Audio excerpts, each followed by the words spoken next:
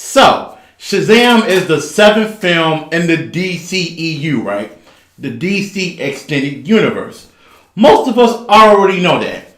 Now, Shazam has never been a character that has been frontline when we talk about DC Comics. It's always been Superman, Batman, Flash, Wonder Woman, etc., etc. When this movie was announced, it was a questionable decision by some people. But DC, y'all made a great decision. Your boy Billy Batson did his thing in the movie. And I'm going to tell y'all why. Now, before you leave, nigga, this is spoiler chill. Alright? I'm going to talk about the movie like you was in that motherfucking theater with me. I got the drinks, so you know it's lit. I got a drink, so you know it's lit. Because this right here is spoiler chill. That shit felt gay as hell. Cameraman, play that Queen song that was in the movie, nigga. Don't stop me now. If you want to have a good time, just give me a call. Don't stop me now. I'm having a good time. Don't stop me now. Yes, I'm having a good time. I don't want to stop at all. Yeah. So, let's talk a little bit about the cinematic history of your boy Shazam, okay? Now, back in like the early 2000s, y'all remember that era? Spider-Man, the first Hulk movie, Daredevil, Punisher. Y'all remember that era, right? New Line Cinema was actually getting ready to produce a live-action Shazam movie. And for whatever reason, that product did not wind up happening. Okay, fast forward to 2008. Dwayne "The Rock" Johnson is kind of climbing up the Hollywood ranks as an actor. He was scheduled to play Shazam when Billy Batson says the words and he transforms to his alter ego. The Rock was going to play that character. For whatever reason, that didn't happen. Then you fast forward to 2014. We were told as fans that, okay, a live action Shazam movie is going to be produced. It will be a part of the DCEU. We don't know when it's coming out, but it will happen one day. So, of course, from there, you get a whole bunch of crazy fan castings, right? My most favorite fan casting that was so awful to me, but everybody loved it, was putting John Cena in the role of Shazam. Oh, God. Oh, God. John Cena, you a quality actor. I ain't shitting on you, bruh. But for the life of me, man, I cannot see John Cena playing Shazam. I just can't, man. And everybody wanted that. So then, DC made a decision that caught a lot of people off guard, myself included. They casted Zachary Levi as Shazam. Now, when you go back through the acting history of Zachary Levi, shows like Chuck, way back in the day, I used to watch that a lot as a kid. You even had him doing some voice work in Tangled. So, from a comedic, a child being trapped in a man's body standpoint, he can do the role. But everybody wanted somebody that looked, you know, physically, you feel me? Everybody wanted somebody like that. Then when he was casted, I thought it was a good decision. Everybody was kind of on board with it. So he's the first part of the cast, right? He did an awesome job as Shazam. I thought he was one of the best castings that I've ever seen in a superhero movie, man. Zachary Levi crushed the role. Asher Angel, which does not sound like a real name, sounds like some anime shit, but Asher Angel plays Billy Batson. I believe he's like, I want to say 13, 14, somewhere around there in this movie. Maybe he's 12, but he's definitely like 12, 13, or 14 in this movie. And Asher Angel did a good job at playing Billy Batson. Now, obviously, he's not the physical presence of Shazam, so there's a little bit less on his plate. But the one thing I can respect a lot about his performance is that there were none of those crocodile tears, right? Asher Angel in real life is like 16 years old. So a lot of times, directors and studios will get young actors like that and be like, okay, for this scene, I want you to really cry. I want you to just let all of the emotion out. And Asher Angel didn't have any scenes of him crying in the movie. And I thought that was kind of dope because the crocodile tears can almost make you kind of laugh at a scene where you're not supposed to be laughing. Like, I'm sorry, but when I see Uncle Ben dead in the first Spider-Man movie, I almost kind of laugh because I'm like, damn, the fake tears, all the fake tears of your boy Toby right there were just hilarious. But Asher Angel crushed the role, did a good job at getting the emotion across of being a young kid that's trying to find his birth mother, coming in and out of multiple foster homes. I thought he did a great job, and the writing for his character was fucking perfect. Mark Strong plays Dr. Savannah, the bad guy. Now, to us as comic book fans, you might recognize Mark Strong. He played in that terrible... I gotta take a drink before I talk about this shit. Terrible, awful, God-forsaken, put it up somebody's ass and never see it again, Green Lantern movie from 2011. Oh shit, he played Sinestro in that movie, the bad guy of the film. So now this is the second time playing a superhero villain in the DC movies. He did a good job in his role. But the villain was definitely a step backwards for cinematic super villains. I'm going to talk about that a little bit later. My most favorite character in the movie was not a superhero. It was actually Jake Grazer. Jake Grazer played Freddy. Now, Freddy is Billy's foster child, foster home brother. He's kind of disabled. He's got that whole little crutch thingy, you know, with the one arm. I don't know what you call that, but he got that going on. And I thought he crushed the role. Like, he was my most favorite character in the movie. And I didn't think I would say that.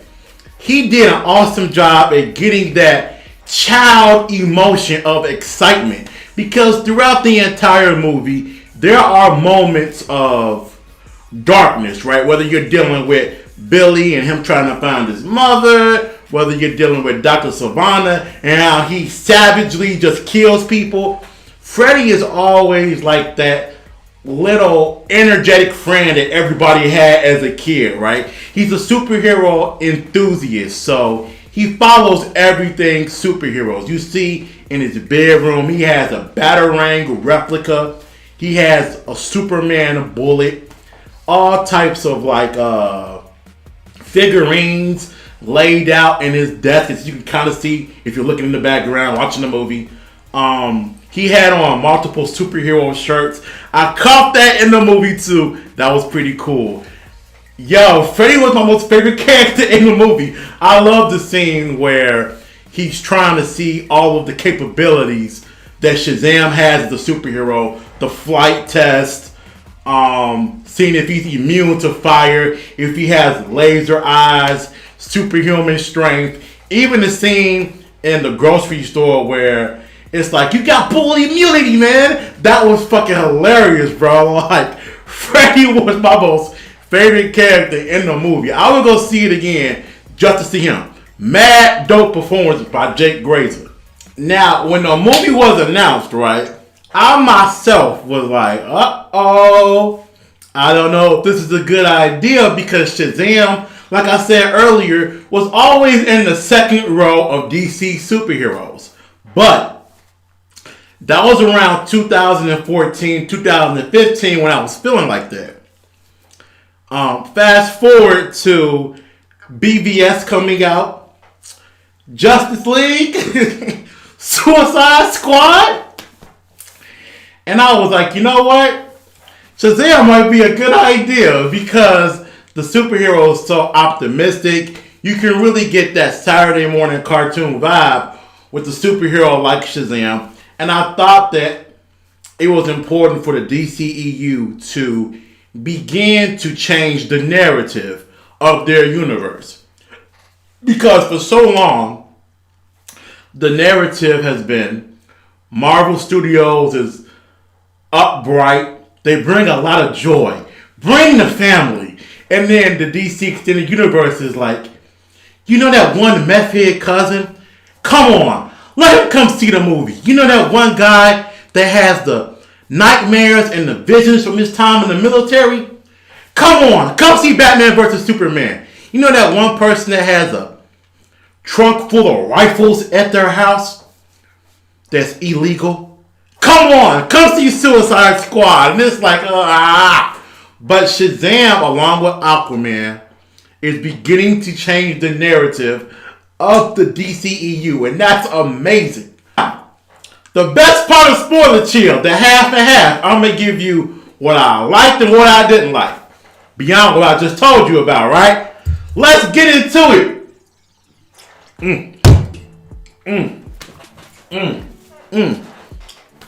I took a bigger swig than what I thought I was.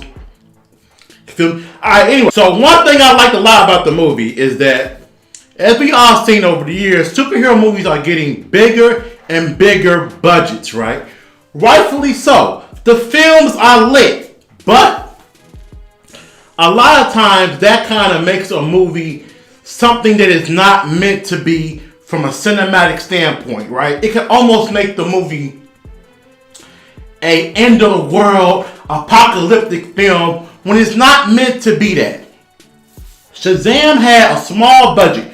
We don't know the official budget, but from looking at the movie, that budget could not have exceeded $150 million tops. You didn't have any real big megastars in the movie. The CGI was good, but it wasn't anything mind-blowing like Aquaman, and that allowed for you to put more focus on the characters and on the world they were trying to build. Because the action scenes in this movie made sense. You got a 13-year-old kid that transforms into a superhero.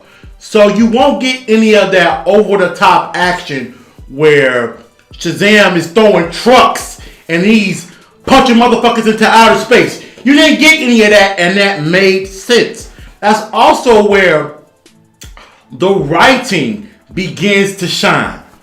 Not only in terms of the lines they gave to each individual character, right? Whether you're talking about his foster siblings, whether you're talking about the Wizard, Dr. Savannah, Freddy, whoever you're talking about in the film, the writing was so great because when Billy transforms into Shazam, it's not just about him being a boy in a man's body. It's really being about the escapism that Billy has when he does that. Because when he's just regular Billy Batson, he has to deal with the fact that he feels like an outcast, the fact that his mother isn't in his life. He has to deal with a lot of things he doesn't want to deal with.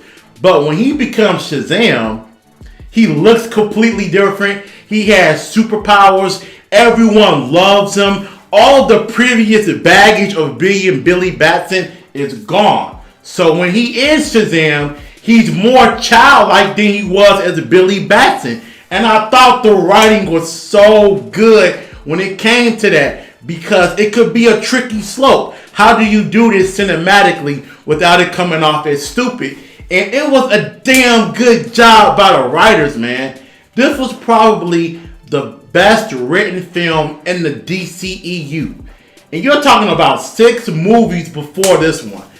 Damn good job. When it comes to certain things in superhero movies, simpler is better. We're seeing that now with the Joker trailer that came out last week, right? The costume, the makeup, it's simple. You don't have him walking around with a jacket and no shirt on like a rapper. You ain't got him with the grill, the tattoos, none of that extra shit that they were doing with Jared Leto. Just regular old makeup. That's kind of menacing, and that's also a simplistic way of getting a point across. Shazam did that in this movie, not only with the fight sequences, but it also did that with his super speed. His super speed in the movie is that old school super speed from the early 2000s, right? Where a hero would just whisk across the screen in a blur and then they're somewhere else. Kind of like almost how Smallville did it back in the day. And I love that super speed because it's simplistic and you're not getting into the silliness of today. Because we're going to go back a few movies ago.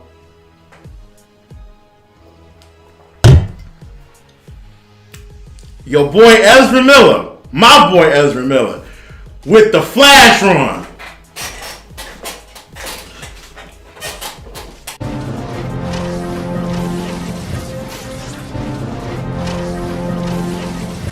Oh God! Somebody stop him! No! What are you doing? Why is he running like that? That was terrible in those films. And I'm glad that they did the simplistic running style. Simple is better. You know, the movie did a lot of things that I didn't expect. Also, at the end, with the Shazam family, I was not expecting that shit at all. And they did it. I was like, wow, this movie really is unpredictable. And you could tell it was unpredictable because people in the audience were cheering. We were clapping. Like, that was unpredictable. It was a real good, feel-good moment in that theater. Now, we're going to talk about some of the things I didn't like. Speaking of predictable, I knew that at some point Billy was going to come across his mother, right? At some point he was. And when he finally came across his mother was what I thought she would be for the most part. And that situation was resolved how I thought it was going to be resolved. I saw that coming the whole way, but you know, it's something that kind of had to happen in order for the plot to go to a certain direction. Like I said earlier, I had to get into this. Dr. Savannah, right? He is the bad guy of the movie. He was a step backwards for superhero villains. Over the past year and a half, we've had King Or / Ocean Master and Aquaman. You can sympathize with him, right? He had people that were polluting the ocean, and he was like, man, look, it's time for us to rise up. Fuck that shit. I feel him on that. You had Ghost and Ant-Man and the Wasp. Okay, she needed energy from the quantum realm in order to stabilize herself and not die. She went about it in a fucked up way, but you can kind of sympathize with that, right? You had Thanos in Avengers Infinity War. Hey, look, it's too many mouths to feed all over the universe, so I'm going to go right down the middle, take away half of life. Rich and poor alike, boom. Enough resources for everybody, we can all survive. Fucked up, but I kind of see what he wanted to do, right? Then, of course, you know, you had Killmonger and Black Panther. So you had a gang of villains that you could kind of sympathize with.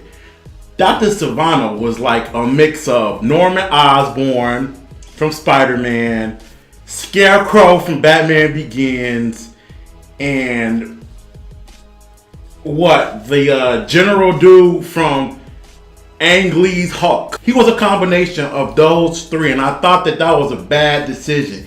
He was a step backwards for cinematic villains, man, because it's like his whole motivation was so childlike and so stupid. Like, you can't hold on to this grudge for 20, 30 plus years, dude, especially against your own father. Like, nigga, you gonna have to drop that shit eventually. The bullies in the movie were those old school 90s bullies, man. Y'all remember bullies back in the day in like older films would be the kind of bullies that are almost damn near kill a person in their bullying attempt. The bullies are like that in this movie where they first hit Freddy with a car.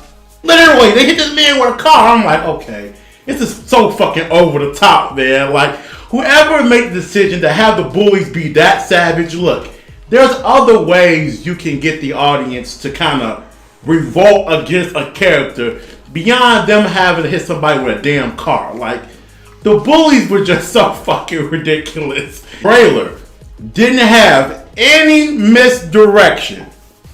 None. If you saw the first trailer and if you saw the second trailer, every scene you saw in those trailers played out the way you thought it would. From the superhero test that you see Freddy giving Shazam with the flight and the strength, the grocery store scene, the scene of him jumping off a roof and yelling Shazam. I was literally watching that for the first time a couple of weeks ago, saying to myself, okay, that must be him flying to the location of the last fight scene. And if I wasn't fucking right, also when he first caught the bus and he first ran into Dr. Savannah in the movie, I was like, I already saw all of that unfolding because of the trailers. The trailers didn't have enough misdirection, which I want to see DC do a better job at that because it can lead to a better film in the end. Anybody who's been following my channel ever since the Shazam costume was announced, y'all know how I felt about the costume, right? I was like, okay, he looks like Turbo Man from Jingle All the Way. And he does look like Turbo Man in the movie. Now, the camera work is done in a way to where they kind of focus on his upper body. They don't focus on the legs too much. No homo. But they focus on the upper body. Because obviously we know that that costume is pretty padded. Come on now. We gotta be honest, okay? It looked at times like he was in a mech suit. Like, that's not you. That's not you. That's not you. And a lot of that costume is not him. Now I know somebody's like, yo fat ass, you got a lot of nerve talking. Nigga, I know I'm part of the Gyro Club. I know I'm part of the 2 Whopper Club. I know that. Nigga, I'm about to give me a gyro to mend this video over with. Fuck you talking about. I know that. But goddamn, Zachary Levi, I don't think he filled the costume out the way I was hoping he would. But that's a minor complaint because, like I said, the cameraman did a great job at covering that up. Oh, Shazam, what does he get? What does it deserve? Shazam gets a motherfucking A, man. I thought it was one of the best superhero movies when it came to just getting that feeling in the audience of optimism and fun, right? The movie was a fun time at the movie theater, man. In the comment section, let me know. Did you see Shazam? You gotta go see it. It's the best film in the DCEU. Hopefully you'll enjoy it. I enjoyed it. Thank y'all for watching. And as always, we out this bitch. Now, I have my fears when it comes to how far are they going to go into the Shazam comic book, the Shazam universe.